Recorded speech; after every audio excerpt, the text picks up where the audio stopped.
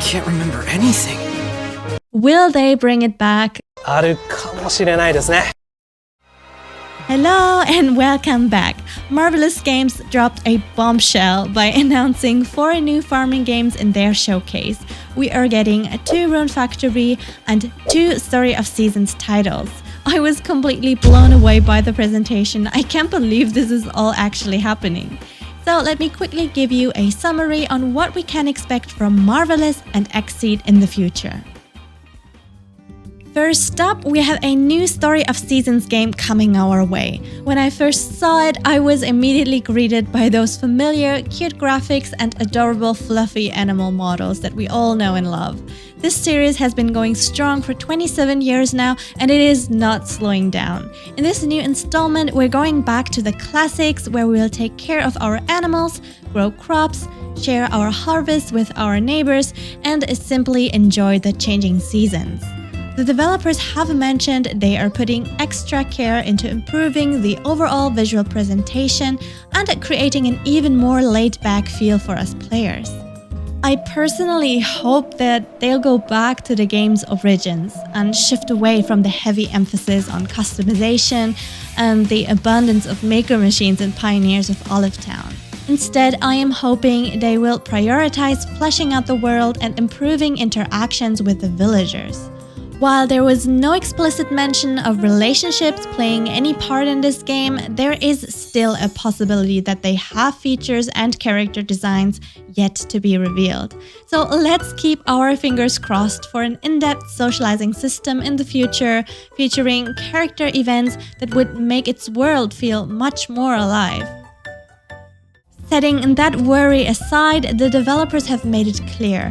Their goal is to invite more players than ever to join in the experience and live a wholesome, heartwarming life. And I am totally on board with that, so I'm genuinely looking forward to this title.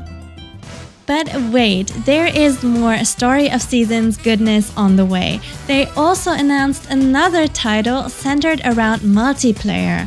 This one has me really intrigued because multiplayer has always been somewhat neglected in this franchise due to the heavy focus on providing us a wholesome single-player experience. Now, this game is still shrouded in mystery, and I have so many questions about how exactly is this going to be realized. Will it be an MMO, or will we be playing in a small online party of 4? Will we be sharing our farm with people online for them to visit anytime? No one knows at this point yet. But having a new title entirely centered around the community aspect and togetherness with other players could really spice up the classic concept of the Story of Seasons franchise. And I am really looking forward to this bold new direction that the developers are taking for this game. Now let's talk about the Rune Factory titles. They are going to represent both the West and the East. Rune Factory 6 will be inspired by Western aesthetics, while Rune Factory Project Dragon will have a Japanese influence. This concept alone already caught my attention. We're going to get the best of both worlds. Rune Factory Project Dragon, or the Land of Dragons as it's called in Japanese, takes a fresh new approach to the franchise. During the presentation, I didn't even recognize it as Rune Factory title at first, and the developers pointed that out too. It features completely polished graphics and an overall stylish and sleek look. And this gives me hope that future Rune Factory games will step up their game compared to Rune Factory 5, which, while fun, had lots of room for improvement in terms of visuals and technical aspects. To me, the design, environment, and landscape of Project Dragon honestly looked like a crossover between Zelda Tears of the Kingdom and Genshin Impact. It has that open world feel that immediately makes me itch to explore those floating islands and temples. And if we can't ride those dragons, I'll be seriously disappointed.